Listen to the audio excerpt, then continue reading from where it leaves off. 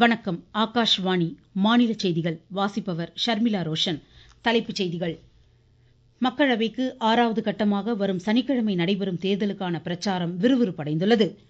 உலக பொருளாதார அமைப்பின் 2024ஆம் ஆண்டிற்கான சுற்றுலா மேம்பாட்டு குறியீட்டு தரவரிசை பட்டியலில் இந்தியா 39வது இடத்திற்கு முன்னேறியுள்ளது. மயிலாடுதுறை மாவட்டம் குத்தாலம் பகுதியில் 8 எண்ணெய் கிணறுகளில் மராமத்து பணிகள் மேற்கொள்ளப்பட உள்ளதாக ONGC நிறுவனம் அறிவித்துள்ளது. தென்மேற்கு வங்கக்கடலில் குறைந்த காற்றழுத்த தாழ்வு பகுதி இன்று உருவானதாக சென்னை வானிலை ஆய்வு மையம் தெரிவித்துள்ளது. பிரான்சில் நடைபெறும் சர்வதேச டென்னிஸ் ஆடவர் இரட்டையர் காலிறுதியில் யூகி பாம்ப்ரி ஆலிவெட்டி இணை இன்று களமிறங்குகிறது. இனி விரிவான செய்திகள். மக்களவைக்கு 6வது கட்டமாக வரும் சனிக்கிழமை நடைபெறும் தேர்தலுக்கான பிரச்சாரம் நாளை முடிவடைவதால் அரசியல் தலைவர்கள் உச்சக்கட்ட பரப்புரையில் ஈடுபட்டுள்ளனர். உத்தரப்பிரதேசத்தில் பஸ்தி மக்களவை தொகுதியில் வாகன பேரணி மற்றும் பொதுக்கூட்டங்களில் பங்கேற்று வாக்கு சேகரித்த பிஜேபி மூத்த தலைவரும் பிரதமருமான திரு நரேந்திரமோடி கடந்த 10 ஆண்டுகளில் தேசிய ஜனநாயக கூட்டணி அரசின் சாதனைகளுக்கு மக்கள் தெரிவிக்கும் ஆதரவை பிரச்சார கூட்டங்களில் தாம் கண்ணோக்குவதாக குறிப்பிட்டார். காங்கிரஸ் கட்சி மூத்த தலைவர் திரு ராகுல்காந்தி தமது சமூக வலைதள பதிவில் பிஜேபி ஆட்சியில் நிலக்கரி ஊழல் நடைபெற்றுள்ளதாக குற்றம் சாட்டியுள்ளார். மத்திய அரசு முகமைகள் இது தொடர்பாக அமைதி காப்பதாகவும் அவர் குறை கூறியுள்ளார். சமாஜ்வாதி கட்சி தலைவர் திரு அகிலேஷ் யாதவ் உத்தரப்பிரதேசம் அசம்கர் மாவட்டத்திலும், பகுஜன் சமாஜ் கட்சி தலைவர் செல்வி மாயாவதி சுல்தான்பூரிலும் இன்று பரப்புரையில் ஈடுபடுகின்றனர். பீகாரில் 8 தொகுதிகள், ஹரியானா 10, ஜார்க்கண்ட் 4, ஒடிசா 6, உத்தரப்பிரதேசம் 14, மேற்கு வங்கம் 8, டெல்லி 7 தொகுதிகள் என மொத்தம் 57 மக்களவை தொகுதிகளுக்கு இந்த வாக்குப்பதிவு நடைபெறுகிறது. உலக பொருளாதார அமைப்பின் 2024ஆம் ஆண்டிற்கான பயணம் மற்றும் சுற்றுலா மேம்பாட்டு குறியீட்டு தரவரிசை பட்டியலில் இந்தியா 39வது இடத்திற்கு முன்னேறியுள்ளது. தெற்காசிய குறைந்த நடுத்தர வருவாய் பொருளாதார நாடுகளின் பட்டியலிலும் இந்தியா முதன்மையான இடத்தை பிடித்துள்ளது. 2021ஆம் ஆண்டு வெளியிடப்பட்ட இந்த குறியீட்டு பட்டியலில் இந்தியா 54வது இடத்தில் இருந்த நிலையில் தற்போது 39வது இடத்தை எட்டியிருப்பது குறிப்பிடத்தக்கது. உலகளாவிய சுற்றுலா மேம்பாடு நாடுகளில் இந்தியா முன்னேற்ற பாதையில் செல்வதையே இது பறைசாற்றுகிறது. 119 நாடுகளை உள்ளடக்கி நடைபெற்ற இந்த ஆய்வு குறியீட்டு பட்டியலில் அமெரிக்கா முதலிடத்தில் உள்ளது. குடியரசு துணைத் தலைவர் திரு ஜெகதீப் தன்கர் இன்று ஈரான் தலைநகர் டெஹ்ரானுக்கு செல்கிறார். ஹெலிகாப்டர் விபத்தில் உயிரிழந்த மறைந்த ஈரான் அதிபர் இப்ராஹிம் ரைசி மற்றும் வெளியுறவு அமைச்சர் ஹொசைன் அமீர் ஆகியோரின் மறைவிற்கு அவர் நேரில் இரங்கல் தெரிவிக்கிறார். இறுதிச் சடங்கு நாளை மஷாத்தில் நடைபெறும் என அறிவிக்கப்பட்டுள்ளது. சென்னை உயர்நீதிமன்ற பொறுப்பு நீதிபதியாக மூத்த நீதிபதி ஆர் மகாதேவனை நியமித்து குடியரசுத் தலைவர் திருமதி திரௌபதி முர்மு உத்தரவு பிறப்பித்திருக்கிறார். தற்போதைய தலைமை நீதிபதி கங்கா பூர்வாலா நாளை ஓய்வு பெறுவதை அடுத்து இந்நடவடிக்கை.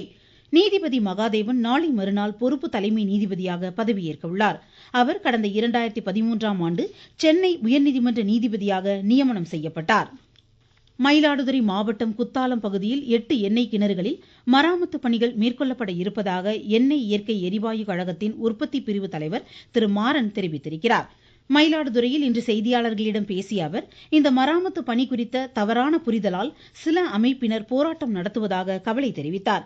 இப்பணிகள் மாசு கட்டுப்பாட்டு வாரிய சட்ட விதிமுறைகளுக்கு உட்பட்டே நடைபெறும் என்றும் அவர் குறிப்பிட்டார். மராமத்து என்ற பெயரில் பெரிய திட்டங்களை நடைமுறைப்படுத்துவதற்கு சாத்தியம் இல்லை என்றும் அவர் தெளிவுபடுத்தியுள்ளார்.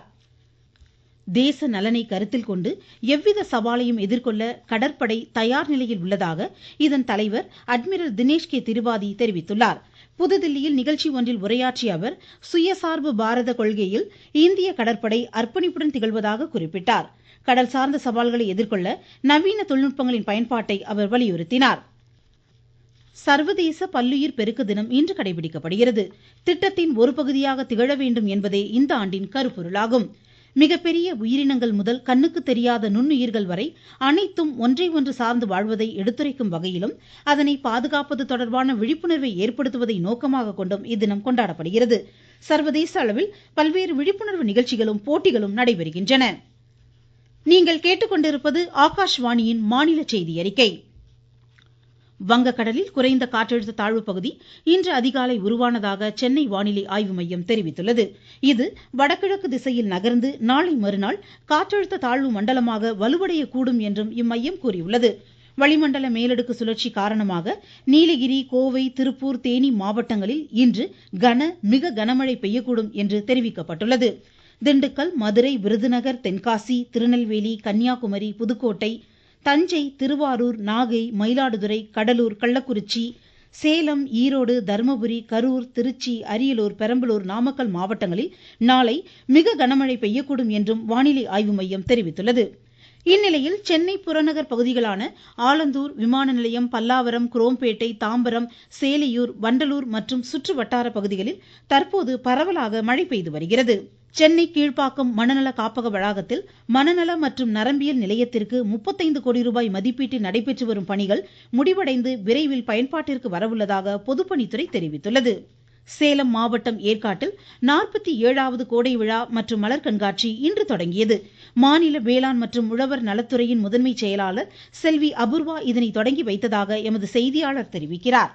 அண்ணா பூங்கா, ரோஜா பூங்கா மற்றும் தாவரவியல் பூங்காவில் 30,000 பூந்தொட்டிகளில் வைக்கப்பட்டுள்ள பல வண்ண மலர்கள் சுற்றுலா பயணிகளை வெகுவாக கவர்ந்தன. இதில் ஏற்காட்டின் பிரத்யேக மலரான டேலியா 6000க்கும் மேற்பட்ட பூந்தொட்டிகளில் காட்சிப்படுத்தப்பட்டுள்ளது. ஜெர்பிரா, மேரிகோல்டு, பிளாக்ஸ், வெர்பினா உள்ளிட்ட 25 வகையான மலர்களும் காட்சிப்படுத்தப்பட்டுள்ளன. மலர்களால் வடிவமைக்கப்பட்டிருந்த செல்பி பாயிண்டுகளும் இளைஞர்களை பெரிதும் ஈர்க்கும் வகையில் இருந்தது. சேலத்திலிருந்து ஜி. விஜயகுமார்.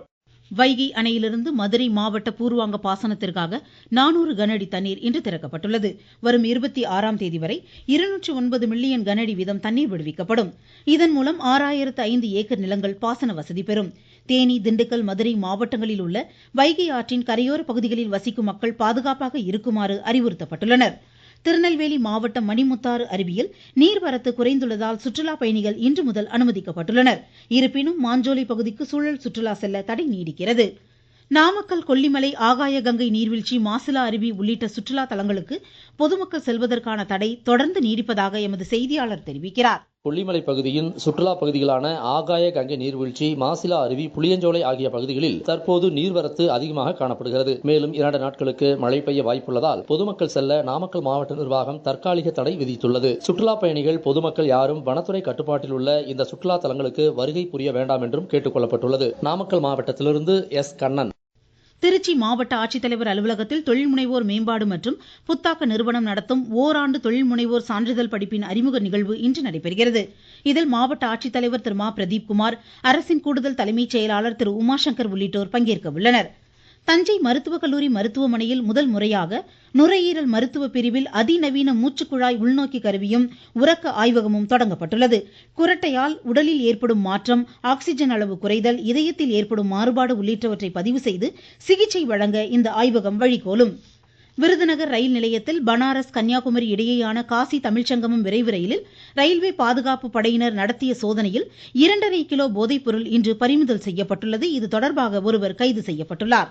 திருப்பூர் மாவட்டம் உடுமலை, அமராவதி வனப்பகுதி வழியே செல்லும் மூணாறு சாலையில் யானைகள் நடமாட்டம் உள்ளதால் சுற்றுலா பயணிகள் அப்பகுதிகளில் வாகனங்களை நிறுத்த வேண்டாம் என்றும் புகைப்படங்கள் எடுப்பதை தவிர்க்குமாறும் வனத்துறை அறிவுறுத்தியுள்ளது.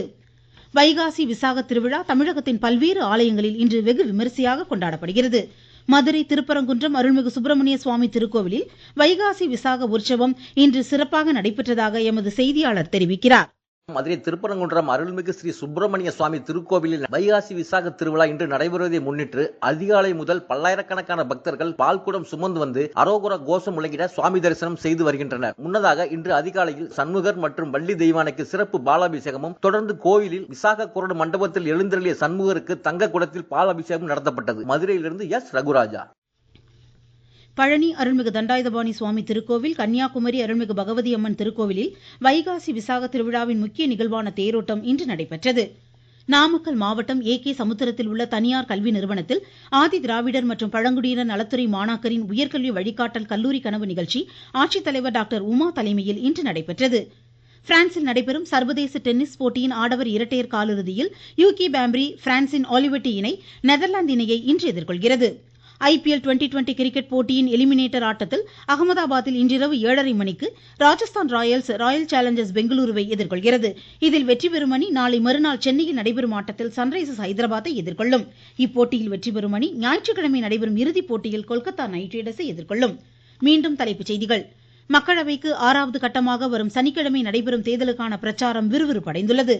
உலக பொருளாதார அமைப்பின் 2024ஆம் ஆண்டிற்கான சுற்றுலா மேம்பாட்டு குறியீட்டு தரவரிசை பட்டியலில் இந்தியா 39வது இடத்திற்கு முன்னேறியுள்ளது.